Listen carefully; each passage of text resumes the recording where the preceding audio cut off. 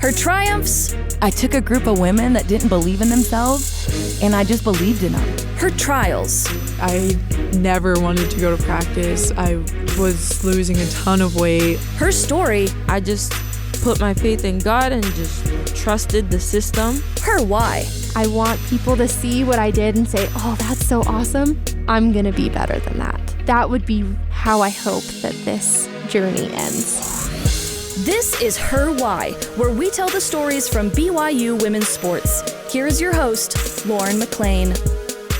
Today's guest is senior distance runner Aubrey Frentheway from Cheyenne, Wyoming, who set BYU's number 3 all-time women's 5,000-meter finish. Aubrey, thank you so much for coming on with me. Yeah, thank you for having me. So you finished up your cross-country college career just last November. Is it weird to think you won't be running cross-country for BYU ever again? So the interesting thing is that there could be a possibility to, just because of COVID and injuries. And so, yeah, we're looking at that for a 6th year. But yeah, the possibility of not, though, is sad. But I'm excited for the opportunities, you know. So is that something you're seriously considering, is coming back for a 6th year? Yes, it is. So. Yeah. Okay. Well, congratulations. Thank you. See, COVID wasn't all bad, right? It gave a lot of athletes more opportunities. How did you feel about that last season of cross country? What were your thoughts?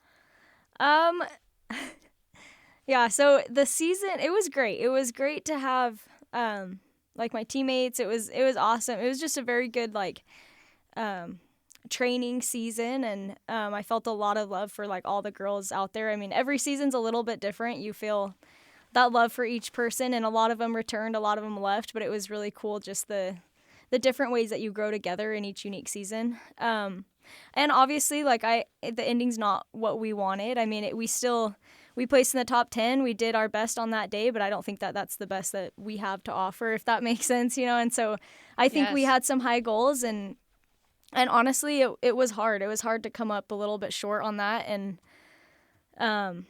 especially, if you want me to be really honest, it is hard. The couple years before that, we went 1-2, or, we went 2-1-2. Sorry, I couldn't think. And so it's hard when all those girls, they, a lot of them left, Whitney and Anna, Courtney, they left. And so it was hard to, coming into that season and trying to just have this whole new team and the whole new structure of how we're doing things. Not structure, but you just have to relearn everybody, and you have to learn their strengths and their weaknesses. And some teammates were getting an opportunity to race that hadn't raced in a really long time, and some people were getting the first time ever to race at cross country nationals. And so I think it was hard to I take a lot of that. It was hard to kind of come up short of what we wanted, and feeling like we had not quite done what we had set out to do, and what the girls before us had paved the way for us to do. So we are grateful for it, but it's hard. Yeah, national champions in 2020, runner-up in 2021. You mentioned that you guys lost a lot of really great runners. You still finished 8th, which is incredible. But did you take a lot of that on your own shoulders, being one of the older girls on the team? Honestly, yes, I did. I think that, it isn't one person, and I do know that we have 7 runners and 5 of us score, and so everybody has a part to play. But I do know that, it's hard to talk about, but I do know that being the role that I was in this year as one of the top runners on the team, I do take a lot of that on me personally, as I didn't show up on that day like I should have, and so I think, that's hard to take that, but I think if I don't recognize that, then I'm not going to grow, and I can't help my team grow, so. Absolutely. And like you said, it's not just one person. It takes an entire team. But you finished first at the WCC Championships. What was going through your mind when you crossed the finish line at that meet? I was happy. I was very happy there. I've seen a lot of my older teammates do that, and so I think to get the opportunity to race against those fast women at that championships and to be able to win it was really, it helped me build my confidence. And I wish I would have taken that a little bit more into the nationals, but that's okay. It was really good to win that, and it did give me a lot of confidence, and it helped me recognize the role that I was trying to be in at that point, if that makes sense. A healthy competitiveness. I like that phrase. You're from Cheyenne, Wyoming. Yeah. How did you first get into competitive long distance running? So let's see. It was a while ago. My junior high year, my 8th grade year, I think was when it was, is when I first did cross country. And that was, it was fun. I honestly didn't really like it. I was like, hey, I don't really know why people do this.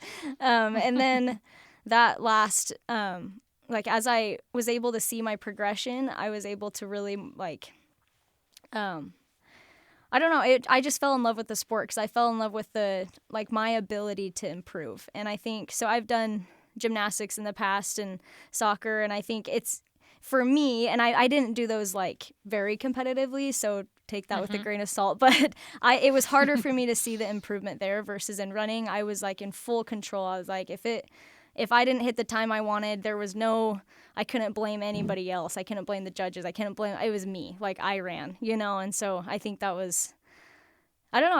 I love seeing that improvement and fall in love with the ability in it. So. Then you choose to run at BYU. What made you choose BYU over other schools? I loved BYU, so I know this sounds a little bit cliche, but I was the little girl that just always dreamed of going to BYU. I know that my dad went here and went to school here and loved it, and so I wanted to come here. As for like running, I know when I went to go commit, sign like the national letter of intent. I really was drawn to Coach Taylor and how she ran the team and how she was like improvement. I loved the improvement. I could see that she was improving the team, and honestly, like I do think I was a little bit naive as an 18-year-old signing to run collegiately. Like I honestly didn't know what it all entailed, and I for sure got lucky because I something drew me to Coach Taylor and to the team and to the sisterhood that they have. But other than that, I didn't know anything else, and so I think I'm very lucky to be here, and I'm very grateful that this is where I ended up and that Coach Taylor gave me a chance to be on this team. So Diljeet Taylor is honestly one of the most incredible people we've had her on the show before. What has she meant to you just during your track career so far? That's a loaded question. She is awesome. Like you said, I think one of the biggest things that I'm noticing now as I'm getting into like my 5th year and possibly 6th, I've just noticed how well she coaches the individual.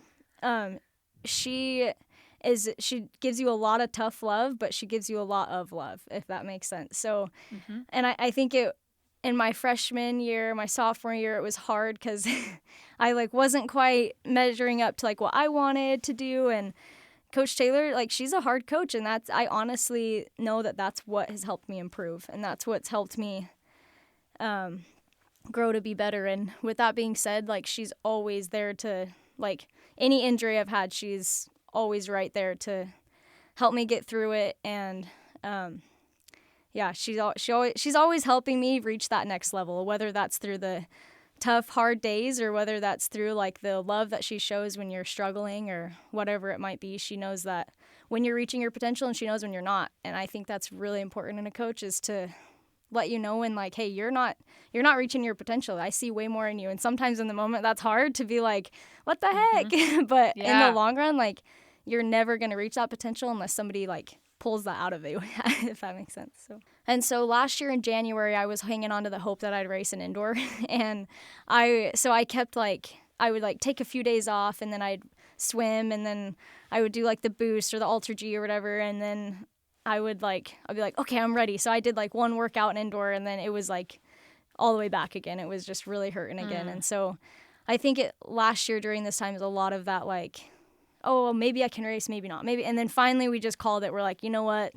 We're not getting over it. So we decided to just go back, take a break, get healthy, do some base mileage, and then come back for outdoor. And so to answer your question, how did I get back? That was, it was honestly really, really scary for me because the 10K is already intimidating for me in general. And so the 10K last year in April. Yeah, it doesn't matter. April, somewhere around there. One of those. Yeah, it was I think it was just I had done workouts before and coming back, but I still like hadn't raced in a while, and so but I remember like talking to Coach about it, and Coach Taylor was just like, you know what, like I'm training you for this and I'm going to prepare you, and I just put full trust in that. And so I think that's one of the great things about being here at BYU is like I could stand on the line and say like I know that my coach believes in me. Like I know that she put everything in and that she wouldn't put me on the line unless she believed in me. And so that's what gave me that like comfort that like, you know what, I can do this. Like it's going to be okay.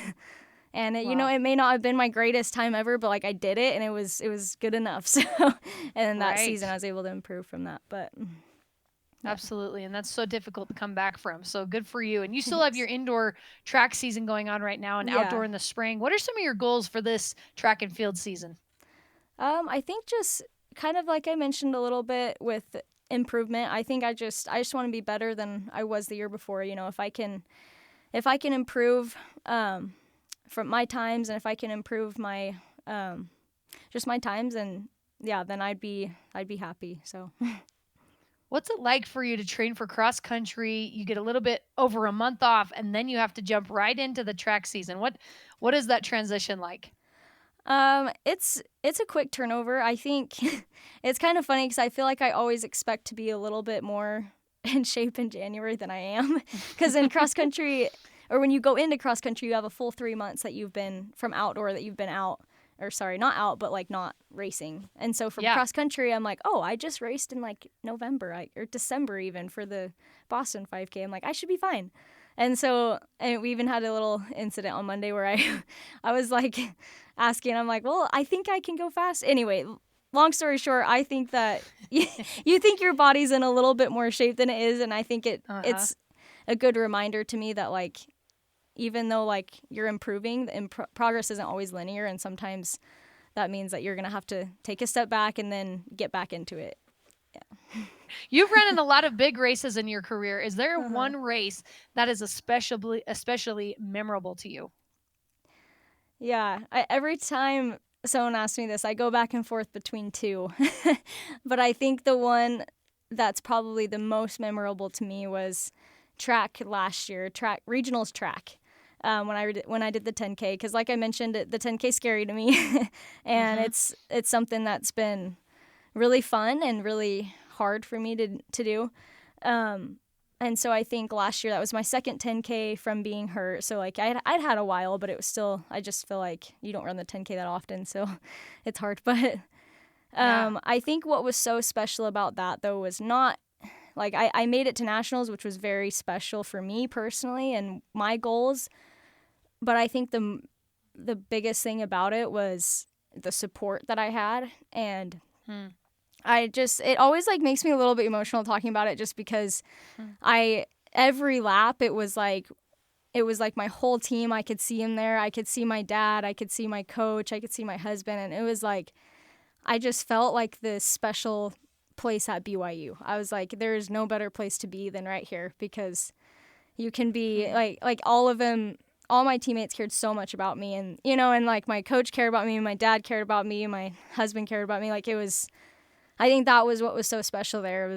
It doesn't matter how many times you've gone through an injury, how many times you've fallen short, those people are still going to be there. And I think there's no better place to be than BYU to get that. So I love that. And those are moments you'll never forget, right? Seeing your teammates and your husband and your dad and your family, that's got to be one of the greatest feelings. Everyone has a bad race here and there, kind of like you mentioned. I'm sure there might be a race or two that you'd like to forget. What kind of impact does one bad race have on you for the weeks following? Is that difficult to cope with mentally? Yeah, I definitely think it is. I think for me, I have gone through the bad route of letting that, you're not going to have, you race, okay, let me start over. You race for the great races, and there's a reason they're great races. Not every single race is going to be great. Honestly, not every race is going to be good, you know? And I think that's one thing that we all forget. We all want that great race, and we all want the good race, and nobody wants the bad race. And so, and I think I've had a really hard time, which I'm sure a lot of people can relate to, of you have one bad race and you just question everything. You're like, well, that's it. I'm done. I'm never going to be good again, you know? Yeah. And I think it's really important to just bounce back from that. I took a sports psychology class this last semester in the fall that really helped me with that. And it was just like you're going to learn something from it, but you can't dwell on it, because the minute you start dwelling on it, then you define yourself as that bad race. You define yourself as those mistakes rather than learning from them. And so I think that's what I've learned is you do have to learn from it, because if you don't learn, then it's going to happen again. But you have to learn from it, and then don't define yourself on it. You have to find the good, because there's always something good, and then move on from that. Like everyone says, like you can't have the lows without the highs, but it really is true. Like those hard times honestly make the good times sweeter. So there's so much psychology that goes behind sports that I think a lot of people don't realize, and how much of a mental toll it can take. One thing I was wondering about is some of these really long races. You mentioned the 10K and sometimes longer. What goes through your mind when you're running those long distances? What are you thinking about? Good question. I think about that too sometimes. I'm like, what did I think about for 35 minutes? I think my best races are when I'm not focused on the race. If I'm thinking about like the people that I'm racing, and I'm thinking about being competitive, and like, oh my goodness, what can I get my time down to today, or whatever it is. But so I think that's what I hope to think about is like the people I'm racing against, my teammates that I'm racing for, all of those different things. That's what I'd like to think about. And I think sometimes what happens, especially on the track, is you start getting like, okay, that's lap 1, that's lap 2, I got 23 more. And so that's what you don't want to think about. But anyway, so there's a lot of things that go through your head. And I think especially towards the end of the race, it's just honestly, like mentally you have to be so in tune, like any bad thought that comes in, because your brain is like trying everything to get you to stop. It's like, well, maybe you can just pass out in a few laps, or maybe it's just anything. It's like, and so I don't know. I think that's where I've learned you have to be really mentally in tune and mentally tough to be able to just be like, you know what? Nope, I'm focusing on right here, right now, this girl. I'm going to pass this person. I'm going to run this split, or whatever it is that's going to motivate you for that one lap. But yeah, hopefully that answered it.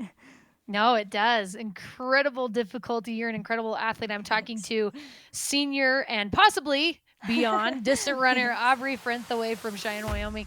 Aubrey, thank you so much for coming on the show with us. You're incredible, and good luck in the track season. Yeah, thank you so much for having me. This is Her Why.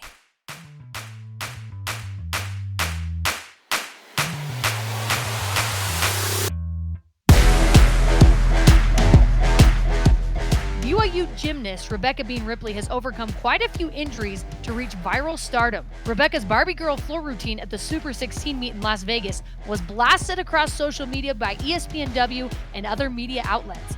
On a recent episode on the BYU radio podcast Cougar Tailgate, I talked to Rebekah about the routine and becoming an internet sensation. We're excited to have you because, man, I loved your routine. It was so much fun, and man, you just did such a good job. So You're awesome. so How nice.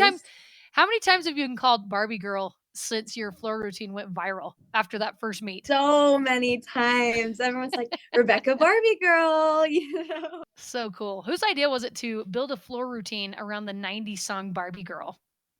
What's funny actually is I was hanging out with a friend a couple years ago, and I was working on an entirely different floor routine, and she said, the coolest routines are the ones that, have a theme. And I was like, yeah, but I don't know what I would do. And so that's kind of where the idea originated from. She said, oh my gosh, you could be Barbie. And she's like, you've got like the blonde hair, you could pull it off. I was like, okay, maybe I could. And then, I took the idea to my coach, and here we are now. Which friend was that? Who gave you the idea of Barbie Girl? So her name's Aubrey. We've been friends for a really long time, and she just graduated last year, but we were just hanging out, and then, yeah. I love that, because then there was the Mario themed floor routine that went viral a little while ago. So very, very similar in that idea, just making it really unique. So who choreographed it for you in the end? So that me and my coach Brogan, we worked on it together, and just kind of, played off each other, bounced a bunch of different ideas. I watched a lot of YouTube videos and pulled a lot of like inspiration from other like people doing kind of robotic Barbie type movements, and just kind of slowly pieced the thing together. Before this routine, was the robot like your go-to dance move when you'd go to dances? Because you were really good at it. Thank you. Well, honestly, I knew that I could probably pull off Barbie because I'm the type of gymnast. I'm kind of a stiff gymnast and I move really sharp already. So I was like, I think I could pull this off. So cool. At your very first competition as a BYU gymnast, you scored a 9.825 on the vault.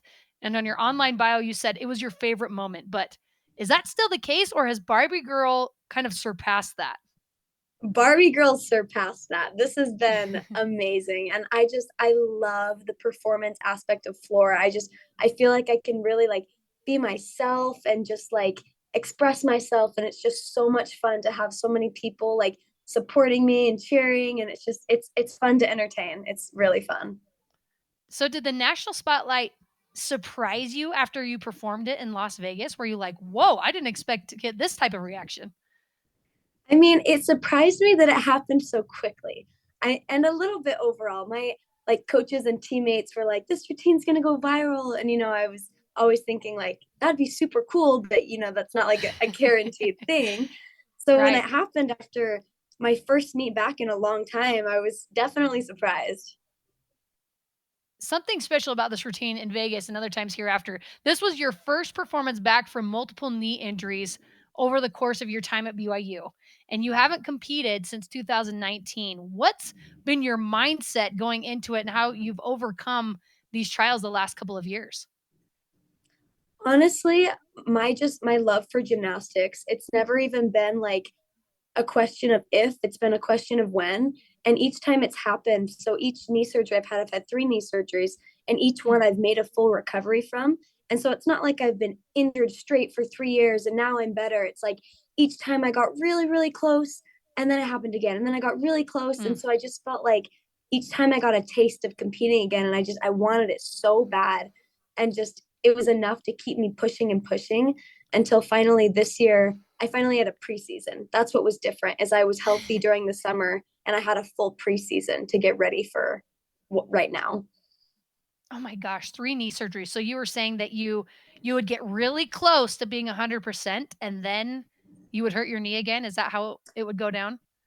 No, so I would get to 100% every time, but it was always just bad timing with gymnastics season. So like I would get fully back to season and then we'd only have a month left, and then the lineups are already made. It's really hard to push a lineup at that point, or just bad timing. And so this last one, I had good timing, and so I got the full preseason to train. I had to do a lot of mental work to get there.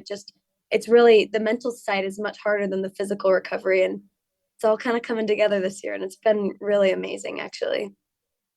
It's awesome you've been able to make 100% recovery with after each surgery, but mentally, you mentioned how difficult that is. Has it become, with each subsequent injury, was it easier or more difficult to come back mentally?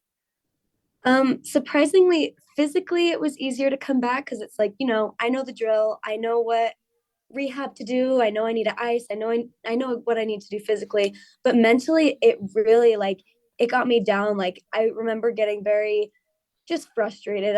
I felt very spiritually inclined to keep continuing with gymnastics, and so each time I felt like I failed, I just was, I'd get so down on myself, like very confused. And now I finally am like, okay, I'm so glad that I kept pushing forward, because these moments to compete, like they're so precious. Like it's made me have such a great appreciation and understanding for athletics and for gymnastics specifically. It's been really, really great. That's so neat. You said you felt spiritually inclined to keep going. Who else or what else helped you in coming back and getting to where you are now? Well, first of all, God's helped me get there through the most. He's, been there for me, but also my friends and my family. I have just an incredible support system, just amazing family, amazing friends and teammates. Like everybody's just been in my corner cheering me on. And I don't think I could have gotten there without all of their help. One thing that probably helps you be a little more stiff during your routine is your knee brace. That stinks that you have to compete with that. What is it like competing with that big brace on your knee? I mean, I've worn that thing since the first knee surgery in 2019. So I honestly it's kind of second nature. I put it on, I practice, and it feels pretty normal at this point. It's like putting on gloves or something when you go outside Yeah, in the really. cold. That's amazing. Have you ever been tempted to just rip it off, or does it sincerely not even bother you? It sincerely doesn't bother me. It bothers me the way it looks, honestly. Like, I don't love a big chunky knee brace, but I do feel like it could kind of add to this Barbie roboticness. I've gotten surprisingly a lot of positive comments about the knee brace, which I really enjoy. So it's man, gymnastics is just in my humble opinion, gymnasts are maybe the best athletes of any athlete that I've ever seen. Just so strong and so technical. But what's nice about the floor routine is you can kind of be yourself a little bit. What do you do personally before a routine to get ready for it? Like, are you talking like right before, like night of, or what do you? Yeah, how about let's do right before. What do you do right before?